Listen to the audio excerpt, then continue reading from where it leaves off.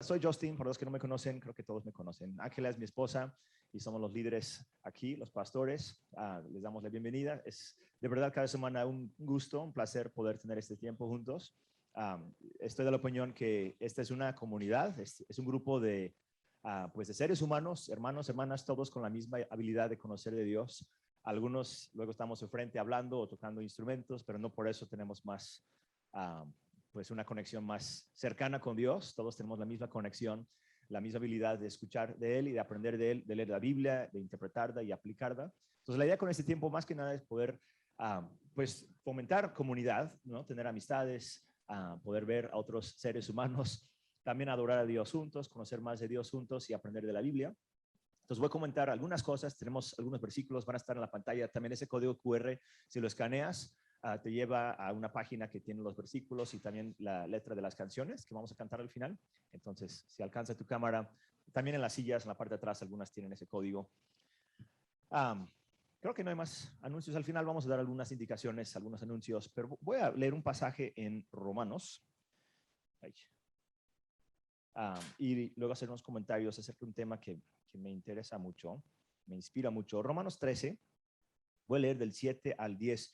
Y el contexto, en breve, Romanos es un libro un poco largo, lo escribió el apóstol Pablo. La mayor parte del libro tiene que ver con, no un debate, pero como un argumento muy, muy bonito y a veces complicado acerca de la gracia, acerca de la ley. Entonces pasa no sé cuántos capítulos hablando de que la salvación que tenemos, lo que Dios nos da, su aceptación, su amor, su perdón, no lo ganamos, lo recibimos por gracia. Eso es su argumento principal en todo el libro y desarrolla ese tema en varios capítulos, los citamos mucho. Es un libro padrísimo, buenísimo.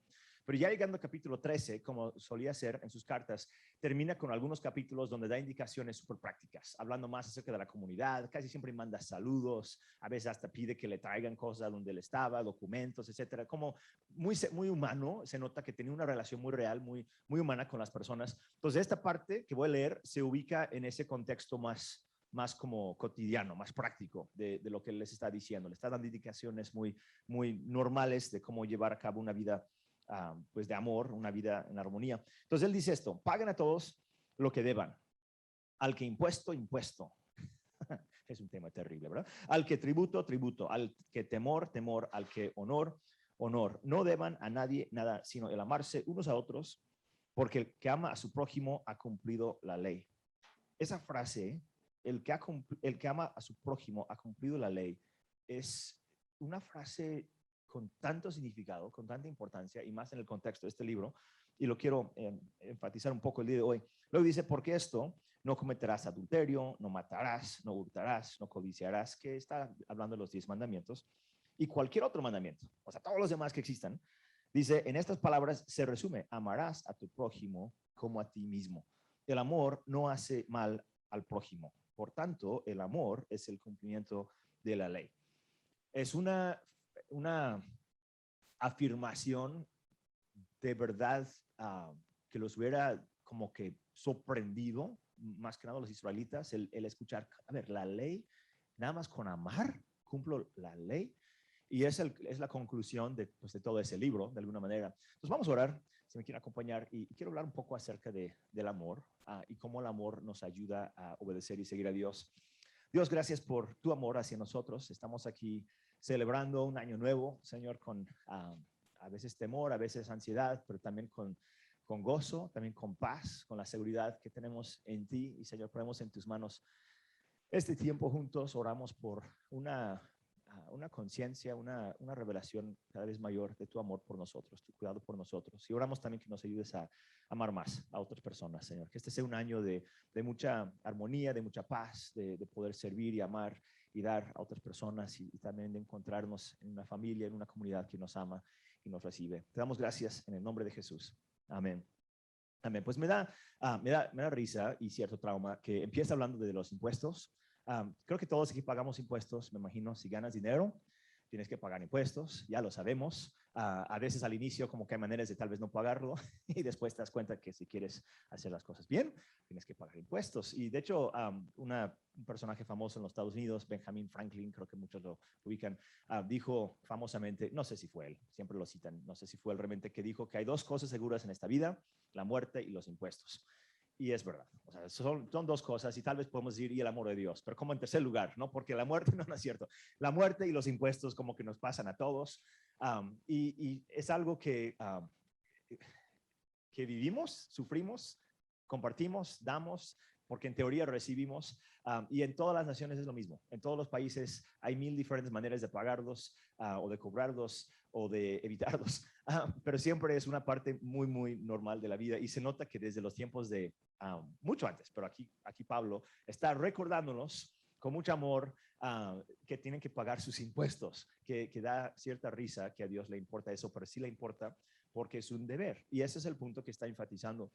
Este año, hace unos meses, hace como 2 meses, me llegó una notificación de mi cuñada, que es la que maneja nuestras, no finanzas, pero como que es una historia complicada, pero lo que nosotros pagamos en impuestos, una parte es allá, entonces necesitamos una dirección fiscal allá y es la casa de mi cuñada. Entonces, pobrecita, le llegan 1000 ofertas de tarjetas de crédito. Todo el tiempo me anda diciendo, te está llegando un montón de correo y no, nada es importante, pero pues es mi cuñada, ¿no? Entonces tiene que aguantar. Pero me mandó y le digo, ay, perdón, si quieres te pago algo. No, lo hago por amor. Pero ahora que vi a mi hermano hace unos días en Puebla, me entregó una cosa así, pesaba como 3 kilos de puras ofertas de tarjetas de crédito y 1000 cosas más, y yo así de que, ay, gracias. Y él, como que vengándose del correo que recibe en su casa, que lleva mi nombre. Pero le llegó un cheque y me mandó la foto de un cheque de la IRS, que son los que cobran impuestos allá, la hacienda allá, el SAT allá. Y yo, ¿qué es eso? Porque era un cheque. O sea, nunca te mandan cheques, ¿no? O sea, te mandan notificaciones, te mandan cosas amenazando, te mandan, o sea, cosas cobrando, pero que mandarte un cheque, y yo así de que no lo creí, dije, no, yo creo que se equivocaron, y si lo cobro y lo gasto, si lo cambio y lo gasto, me lo van a cobrar al rato, entonces no lo cambié por un tiempo. Y le escribí, oye, ¿qué? O sea, ¿para qué es? Y no tengo idea, nada más te llegó ese cheque, y yo, pues gracias a Dios, pero no le tengo confianza en lo más mínimo. Ya por fin me envió una carta que lo acompañó y era de hace 3 años, de una declaración que había hecho, que por error mío, más bien una serie de errores míos, si lo pueden creer, Chávez, si lo puede creer, no tienes que afirmarlo, se hubiera dicho, no. Por error mío, no metí a tiempo mi declaración de impuestos porque creía que no debía, resultó que sí debía, y debía mucho, entonces me cobraron intereses y muchas cosas, entonces lo pagué después de unos meses, eso hace años, o sea, hace 3 años, literal. Y ya después me di cuenta que por otro error mío, dije una serie de errores, había declarado de más ingresos y me debían a mí. Entonces metí otra declaración en abril de 2020, un mes después de que empezó la pandemia. Las oficinas cerradas. Entonces no me hicieron, no sé nada, no escuché nada, hablé, estuve en línea horas y nada. Entonces se me olvidó por completo que había metido eso. Y ya 3 años después, 2 años después, por fin se pusieron al corriente ellos. No me lo pagaron con intereses, que eso sí da coraje, ¿no? Que a ti te cobran intereses, pero no te lo pagan con intereses. Pero yo creo que Pablo entendía eso, Dios entiende eso, que hay cosas que tenemos que pagar. Y aunque no quieras, aunque te duela, aunque sea difícil, o encuentras la manera de hacerlo o hay consecuencias. Y eso es la vida de ser un ciudadano en una nación como México, como los Estados Unidos, y nos podemos quejar, y hay bromas, y hay chistes, y hay quejas, y hay también a veces tranzas, pero al final de cuentas es un deber, ¿no? Es una obligación. Es algo que hacemos en teoría por gusto y en teoría porque recibimos los beneficios que corresponden, y ahí no voy a entrar en temas políticos para nada, pero sí, gracias a Dios, vivimos en un país donde tenemos muchos beneficios y a veces nos quejamos, siempre nos quejamos, todos nos quejamos, somos muy buenos para quejarnos, pero gracias a Dios por las naciones, la nación donde vivimos, los gobernantes que tenemos y los beneficios que gozamos. Pero a lo que voy y a lo que Pablo estaba enfatizando es que es un deber continuo. O sea, terminas de pagar un año o un mes y ya el otro mes o el otro año es volver a pagar. Y así hasta que la segunda cosa que siempre nos cae a todos pasa, que es la muerte.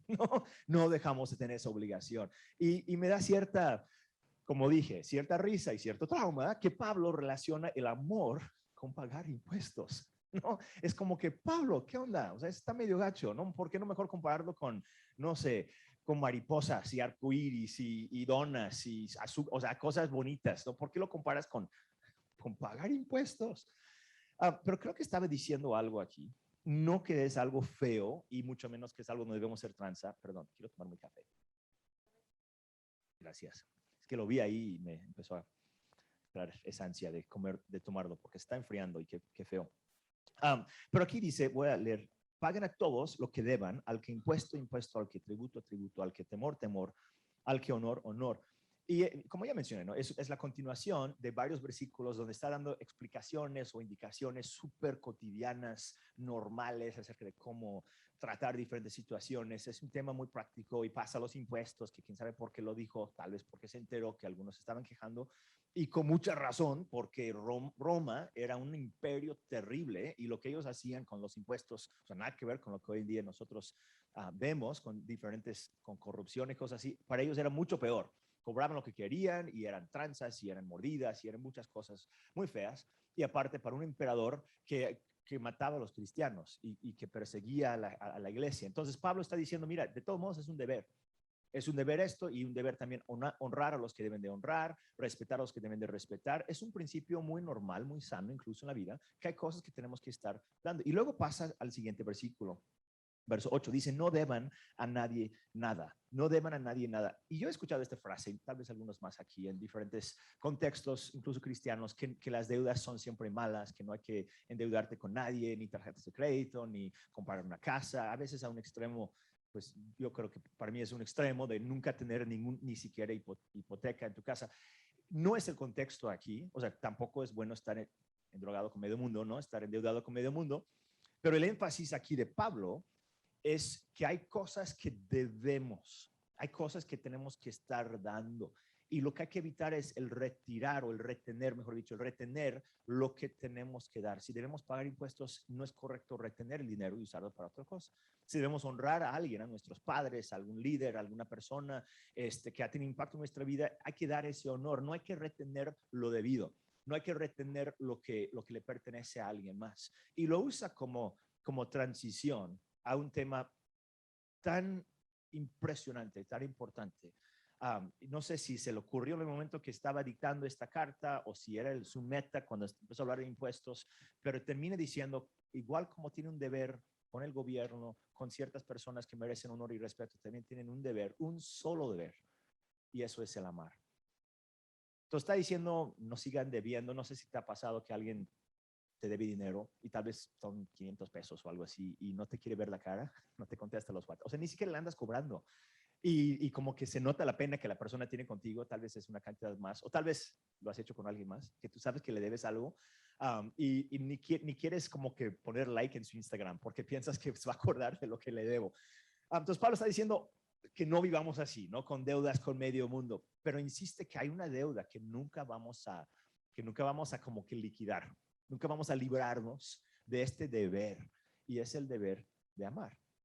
Y no es un deber feo en el sentido como de pagar dinero a alguien más, es un deber glorioso, es un deber bello, es un deber humano y divino también, que Dios mismo tiene con nosotros. Lo único que Dios nos debe, se podría decir, es amar, es amor, es el estarnos abrazando y cuidando y recibiendo igual nosotros con otras personas. Y en el contexto también, creo que el énfasis y lo que nos está recordando es que nuestra vida no la vivimos aislada de las demás personas. O sea, yo no vivo nada más en mi casa con mi esposa y mis hijos y nosotros así sin ningún compromiso con nadie más. En la comunidad, en la sociedad, en la ciudad, en la escuela, en el trabajo, estamos rodeados de personas. De hecho, la mayor parte de la Biblia tiene que ver, tal vez toda la Biblia, tiene que ver con una de dos cosas y casi siempre mezcladas. Nuestra relación con Dios y nuestra relación con las demás personas. O sea, el contexto de los mandamientos, estos que mencionó, no cometerás adulterio, no matarás, no hurtarás, no codiciarás, son prohibiciones, son mandamientos que tienen que ver con la relación que tenemos unos con otros. Y siempre en la Biblia o es eso o es nuestra relación con Dios o tal vez nuestra relación con nosotros mismos. Toda la Biblia se debe de interpretar en ese contexto de una vida con Dios y una vida con otras personas. O sea, la meta de la Biblia no es darnos una listota de reglas, no es un manual del SAT, ¿no? Diciendo cómo pagar. Es un conjunto, una colección de historias, de experiencias de personas como nosotros, que todos tenían defectos, todos se habían equivocado en algo, algunas cosas bien feas que hacían, a veces entre la espada y la pared, y tomaban decisiones locas, raras. Sin embargo, una relación real con Dios y Dios revelándose a ellos. Y en la Biblia lo que encontramos es la revelación de esa vida a veces caótica, a veces difícil, a veces incorrecta. No todo lo que viene en la Biblia es correcto. Hay muchas cosas, o sea, es correcto en verdad en cuanto a enseñanza, pero digo, los ejemplos que la gente a veces ponía, sus decisiones que tomaban, obviamente la Biblia no está aprobando esas actividades o esas acciones. Lo que leemos en la Biblia es una vida humana, una vida cotidiana, una vida real como la tuya, como la mía. Dios no quiere reducir todo a una lista de cosas. Pablo está diciendo lo contrario, incluso ni termina su lista. O sea, no te da los 10 mandamientos. Dice 3 o 4, luego dice cualquier otro, todos los demás, ¿no? Como diciendo, sí hay un montón de mandamientos, hay un montón de cosas, pero realmente esos mandamientos y el amor tienen la misma meta, en no lastimarnos los unos a los otros, en no dañar la relación tan bonita, tan bella que Dios quiere que vivamos, más bien el fomentar una relación los unos con los otros. Y cuando interpretamos la Biblia de esa manera, las cosas cambian un poquito, porque lo fácil es, no lo fácil, es más difícil, pero a veces la tendencia que tenemos, ¿no? Es ver la Biblia y decir, ok, en esta Biblia voy a sacar las 10 cosas o las 10,000 cosas que debo de hacer, ¿no? Estas son las cosas que tengo que hacer para que Dios esté contento conmigo, para que mi vida funcione, para que Dios me bendiga. Y si eso fuera la meta, sería un poquito, y perdón que lo diga así, pero un poquito egoísta, ¿no? Un poquitito narcisista el decir, ok, a ver, de toda la vida, ¿cuáles son los principios que puedo minar de ahí para que mi vida esté bien, ¿no? Para que las cosas vayan bien conmigo. Dios no piensa así. Dios piensa de una manera generosa, dando hacia nosotros. Y lo que el Evangelio despierta en nosotros, cuando tienes un contacto con Dios, un encuentro con Dios, lo que encuentras en tu vida como consecuencia de ese encuentro no es más egoísmo. No debe de ser así. No es más de que, a ver, dame, quiero, necesito, me quiero proteger incluso contra el juicio de Dios y quiero que las cosas funcionen para mí bien. Lo que encontramos es algo que no se puede explicar, que no tiene sentido con los ojos humanos y se llama el amor. El amor genuino de Dios se despierta en nuestros corazones y empezamos a mirar alrededor y entender que el deber que yo tengo no es tratar de hacer todas las cosas bien y nunca fallar en nada y hacer las cosas perfectamente bien y creer todo exactamente como debe de ser para que no sé, sea un mejor cristiano, ¿no? Esa no es la meta. Lo que encuentras en tu corazón es una compasión genuina por la gente que está sufriendo a tu alrededor. Lo que encuentras en tu corazón es el mismo corazón de Dios diciendo dónde hay necesidad y cómo puedo suplirla. ¿Quién está sufriendo daño y cómo podemos evitar que ese daño suceda? Y cuando pensamos así, como dijo Pablo, cumplimos con los mandamientos de Dios.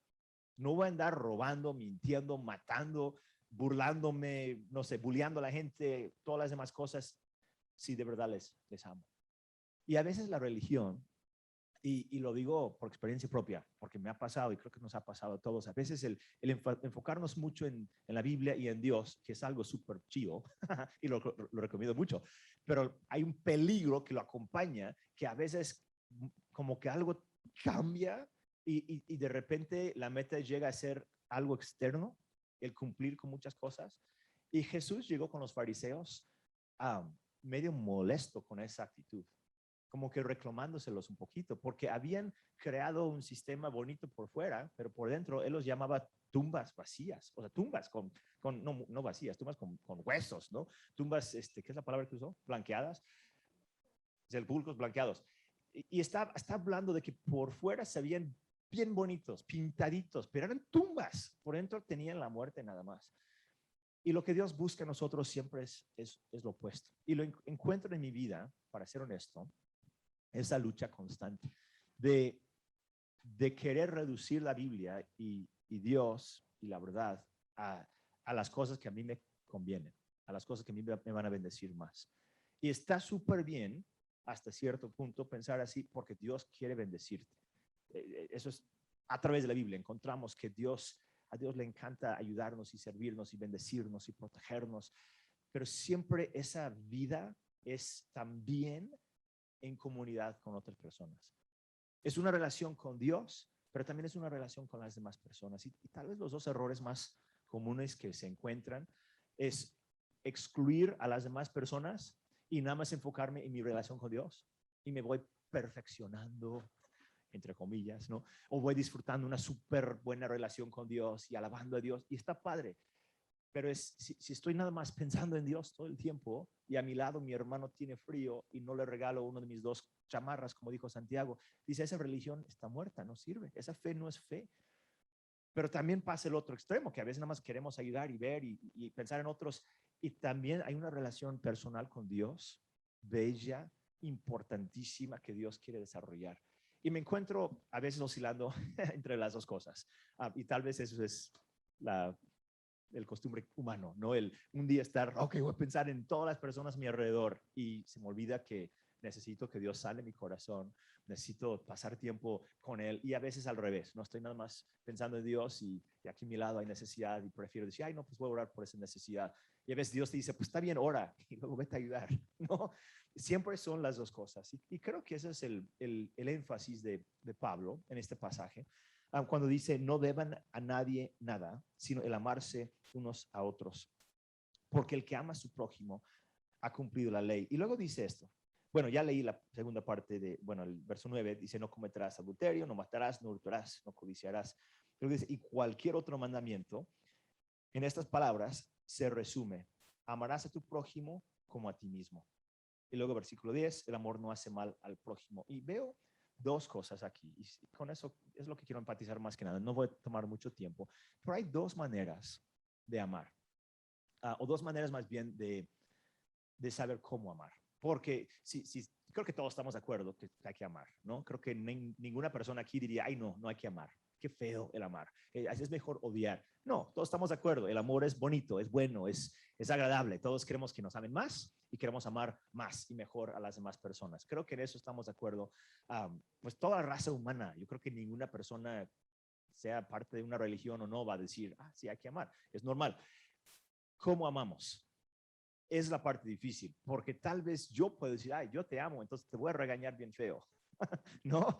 Y tal vez la otra persona, no, si me vas a regañar, digo, si me amas, me vas a dejar en paz, no me vas a juzgar. Y seguramente te ha pasado eso, que no sabes ni qué hacer, pues la persona está haciendo algo y si le amo, pues se lo tengo que decir, ¿no? Pero se lo dices y la persona dice, no, pues me estás juzgando, mejor no me lo digas. Entonces dices, si le amo no le voy a decir nada, porque no le voy a juzgar. Y no sé si esa lucha interna se puede resolver al 100. Yo antes creía que sí, hace años, y ahora estoy viendo que tal vez no, que esa lucha más bien ese es el punto, el estar en la lucha de qué es el amor, cómo se ve, cómo podemos amar mejor. La semana pasada hablé mucho de eso, hablé de varias maneras de hecho definí de alguna manera la meta con Dios en lastimar menos y en amar más. Y hablé de diferentes maneras de lastimar menos a la gente y de amar más a la gente. Y estaba pensando en este versículo, porque dice, el amor no hace mal al prójimo, por tanto, el amor es el cumplimiento de la ley. Entonces se nota aquí que la meta que Dios tiene para nosotros no era cumplir con la ley. O sea, la ley de Israel, que para ellos era su identidad, era como la marca, la característica principal que los distinguía de las demás naciones. Para ellos es la ley, son los mandamientos, la ley religiosa, sus sacrificios, la circuncisión, el templo, muchas cosas que tenían en todo el entorno del judaísmo. Para ellos eso era su identidad. Entonces Pablo acaba de pasar, ¿cuántos capítulos? Como 8 capítulos más o menos, o 9, como deshaciendo casi la ley, no en mal sentido, pero diciendo que la ley en sí no es suficiente para salvarnos, O sea, ninguna persona aquí podemos decir, yo hice todo bien y Dios, me tienes que aceptar porque no te fallé en nada. O sea, tal vez no le hemos fallado en nada en los últimos 30 minutos, pero pues si empieza a contar desde la mañana, ya sí, ¿no? Todos hemos fallado en diferentes cosas, pues muy seguido. Entonces nadie, ese es el punto de Pablo en ese libro, nadie puede decir, soy salvo por las obras, soy salvo por la ley, por cumplir con la ley. Entonces pasó capítulos enteros argumentando eso, debatiéndolo, diciéndolo, estableciéndolo, que todos somos salvos por gracia. Y de repente dice que el que ama a su prójimo cumplió la ley. Y me llama mucho la atención, porque apenas acaba de haber dicho que la ley no se puede cumplir, que solamente Jesús la cumplió. Y me hizo pensar, cuando estaba meditando sobre esto, en una ocasión Jesús dijo, no piensen, no vayan a pensar que vine a abrogar o a anular la ley, sino a cumplirla. Jesús lo dijo a todos, yo no vine a deshacer la ley, a acabar con la ley, a anular la ley, más bien vine a cumplirla. Y más adelante, hablando con sus discípulos, les dijo, les dejo un nuevo mandamiento, que se amen los unos a los otros, como yo les he amado. Y empiezas a pensar en la vida de Jesús, y cuántas veces él en su ministerio sí cumplía con la ley, o sea, no mató a nadie, no robó de nadie, pero eso no era su énfasis, no convirtió la relación con Dios en una listota de mandamientos y acciones. Mira qué bonito soy, mira qué bueno soy, siendo Dios, siendo el único ser humano perfecto. Más bien, cuando todo el mundo piensa en Jesús, incluso los que no son cristianos, los que no ni creen que era Dios, piensan en sus enseñanzas de tanto amor. A lo mejor luego dicen, y pobrecito, lo mataron, lo crucificaron por sus principios, pero es un buen maestro, enseñó tantas cosas bonitas. O sea, todo el mundo reconoce que Jesús, su forma de vivir y actuar y de responder, era una vida de muchísimo amor, pensando en la gente que lo rodeaba. Y él mismo vivió ese principio, que la ley que Dios nos dio, y para ellos era una ley escrita en Génesis, Éxodo, Levítico, Números, Deuteronomio, pero para nosotros es una ley también, pero en nuestro corazón. Si haces algo malo, te sientes mal. No el otro día, bueno, mejor ni entro en mis pecados, ¿no? Pero ¿cuántas veces hago algo? Ángela tiene una lista. No es cierto. Haces algo, o sea, respondes a alguien, algo pasa y dices algo y ya a los 20 minutos, cuando se te baja un poco el enojo, dices, ¿por qué fui así? ¿No? ¿O por qué soy así? ¿Por qué hice esto? Tenemos por dentro tenemos como una conciencia, tenemos la voz del Espíritu Santo. Dice la Biblia que Dios puso su ley en nuestro corazón. Y si pensamos que la meta de toda la vida es nada más cumplir con esas cosas y nada más no hacer enojar a Dios y nada más no violar nada y no pecar en nada y no fallar en nada y que cada palabra y cada acción sean las correctas, porque Dios, ¿qué recibe si somos perfectos? ¿Qué le vamos a añadir a Dios si no pecamos hoy? Es infinito y perfecto. Él no necesita que nosotros le demos algo, pero le interesa muchísimo como padre de familia que nosotros nos tratemos bien. Eso sí le interesa muchísimo. Y nada más tienes que ver al mundo, ver las noticias y empieza a darte cuenta cuánto dolor existe por gente egoísta, gente violenta, gente que no tiene dominio propio, personas que toman decisiones que no están pensando en alguien más. Y tanto de la ley, tanto de la Biblia, tanto de los principios de Dios, literal, tiene que ver con el amor. Y cuando Jesús vivió una vida de amor, cumplió con la ley. Y cuando nos invita a nosotros a vivir por amor, vamos a cumplir con sus expectativas, vamos a agradarle a Dios. Vas a llegar al cielo y a escuchar a Dios, bien hecho, buen siervo y fiel. No porque todo lo hiciste súper bien. Nadie lo ha hecho súper bien. Solamente Jesús. Él ya ganó tu salvación y la mía en la cruz. Él ya hizo la parte imposible de cumplir con la ley de manera literal, pero de manera cotidiana, de manera práctica, de manera humana. Lo que nos corresponde ahora es todos los días decir, ¿cómo puedo amar más? Es como los impuestos, no se acaba. Tengo que amar, puedo amar, tengo un llamado de amar, tengo la capacidad de amar. Y mencioné que la lucha, la pregunta que luego tenemos es entonces, ¿cómo es el amor? Y son dos cosas y son sencillas, pero en versículo 9 al final dice, amarás a tu prójimo como a ti mismo. Como a ti mismo. Está citando el Antiguo Testamento y de hecho una frase que existía en esa cultura también. Amar como a ti mismo.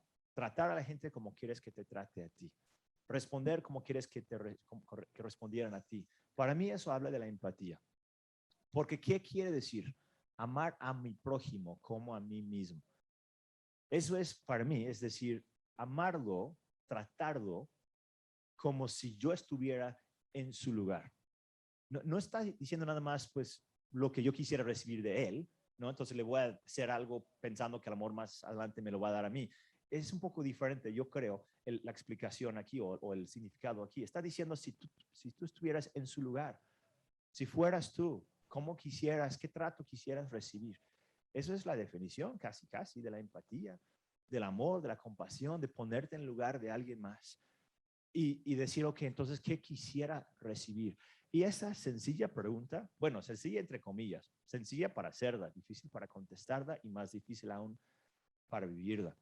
Porque, ¿qué quisieras tú si tú estuvieras en el lugar de alguien?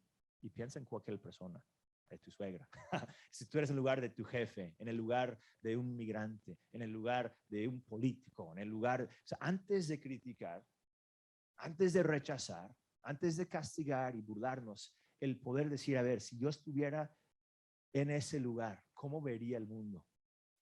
Y si pasas tiempo haciéndolo, está cañón, te pega bien duro, es bien difícil. No es nada fácil. Lo que estoy diciendo ahorita no es fácil, no es cómodo, no es algo bonito, es como los impuestos. Es un deber, pero produce buen fruto, produce un resultado de verdad que va de acuerdo con Dios. El poder decir, si estuviera en su lugar, wow, ¿qué pediría? ¿Qué necesitaría? ¿Qué quisiera tener? ¿Cuáles serían mis quejas? ¿Cuáles serían mis temores? ¿Cuántas veces el ser humano es motivado por el temor? Y los demás que no compartimos ese temor, los castigamos, los etiquetamos, los rechazamos. Pero si estuviéramos en su lugar, el temor de perderlo todo, el temor de ser rechazado, y piensa en un compañero en la escuela, piensa en tu roomie, piensa en tus hermanos, en tu cónyuge, en todas las personas en tu vida. Si estuviera en su lugar, se te rompe el corazón. De hecho, creo que ni siquiera somos capaces de hacerlo con todos. Se nos acaba la energía emocional. Dios es el único que lo puede hacer. Pero te invita, te insiste.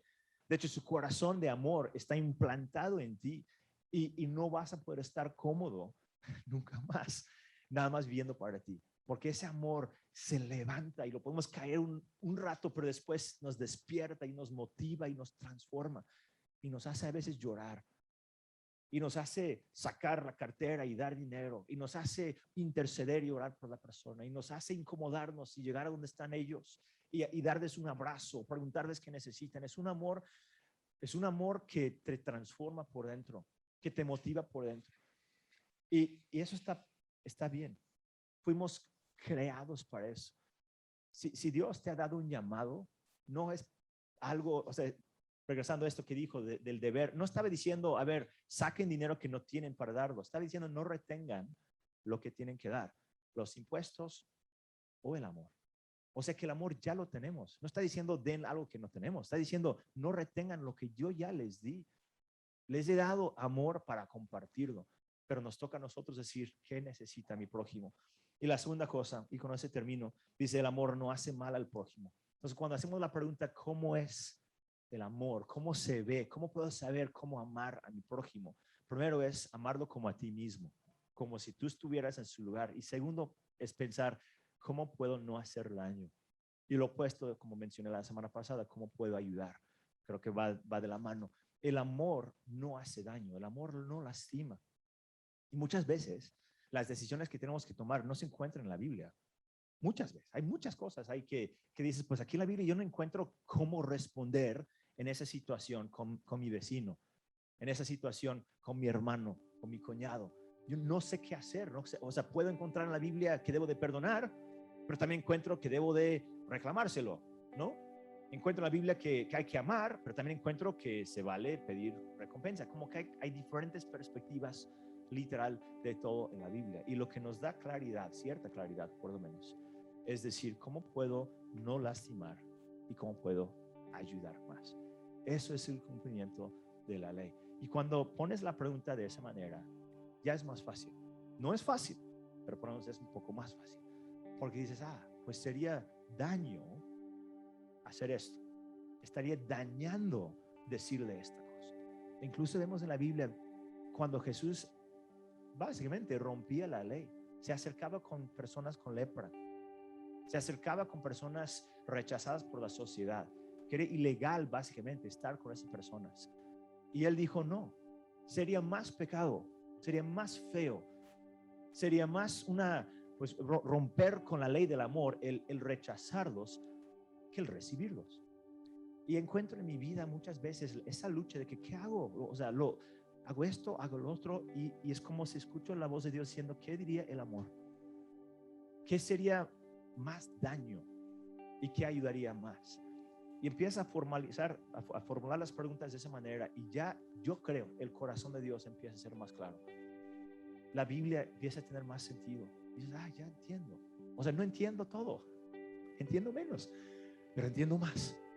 No puedo explicar todos los mandamientos, todas las indicaciones, o sea, no entiendo todos, pero entiendo el corazón. El corazón es amar. El corazón es servir, el corazón es sanar este mundo tan roto, el corazón es invitar a más personas a conocer a Dios, el corazón de Dios es que su familia sea grande y que vivamos en armonía y que ayudamos a los necesitados, y eso lo encuentras en la Biblia 1,000,000,000 de veces.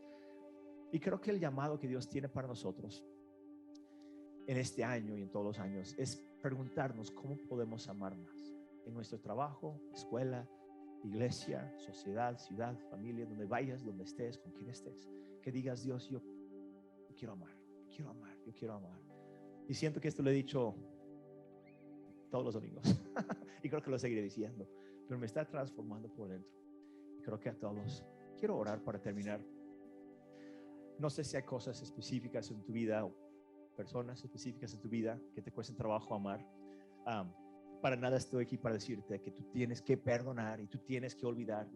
Eso no me toca a mí. Yo solamente te estoy diciendo, te estoy invitando a que te veas con ese deber, que tienes una deuda constante de amar, en un buen sentido. No condenación, no culpabilidad. No eres el salvador del mundo, pero tienes amor. Tienes algo de amor de Dios. Y Él te está diciendo, compártelo con más. Vamos a ponernos en pie. Si quieres acompañarme de pie, vamos a cantar estas canciones juntos. Si puedes físicamente estar de pie, y vamos a cerrar nuestros ojos por unos segundos. Quiero terminar orando. Dios, te damos gracias por tu amor por nosotros. Es un amor genuino, un amor generoso, un amor infinito. Dios, nunca vamos a entenderlo, nunca vamos a comprenderlo al 100. Es un amor que cubre el mundo entero. Solamente queremos, Señor, ser parte de. Queremos ser partícipes de ese amor, de esa compasión, de esa misericordia. Sabemos, Dios, que eso implica trabajar, implica a veces conversaciones duras, a veces implica tomar decisiones que no son fáciles. Pero Dios, queremos ser motivados por tu amor, ser llenos de tu amor. Quita de nosotros, Señor, el orgullo, el egoísmo, la ira, las cosas que vienen a estorbar. Sana nuestros corazones por dentro, Señor. Si hay amargura, si hay falta de cualquier cosa, abusos, cosas del pasado que nos sigan afectando, Dios, lo ponemos en tus manos. Sabemos que esas cosas a veces necesitan mucho tiempo para sanarse, pero pedimos que mientras seguimos luchando por mejorar o por cambiar, que tu amor de verdad, Señor, nos llene, que sobreabunda en nosotros.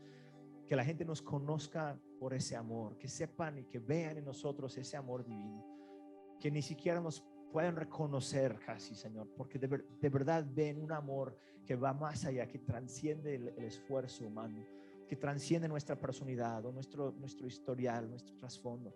Un amor, Señor, que proviene de ti y que hace cambios, que logra cambios. Te damos gracias, Señor, por ese privilegio que tenemos de servirte y seguirte. Ponemos en tus manos este año que está iniciando, Señor. Oramos que sea un año, de mucho amor, un año de mucha influencia, de mucha bendición también, mucho crecimiento, Señor. Oramos por tu bendición sobre negocios, sobre familias, sobre la salud. Pedimos, Dios, que tú nos bendigas, que nos cuides, que nos levantes. Tantas cosas que nos has prometido, tantas cosas que estamos creyendo y pidiendo de ti. Y juntamente con todo eso, Señor, que sea un año de gran amor, de gran generosidad. Te damos gracias, Señor, en el nombre de Jesús.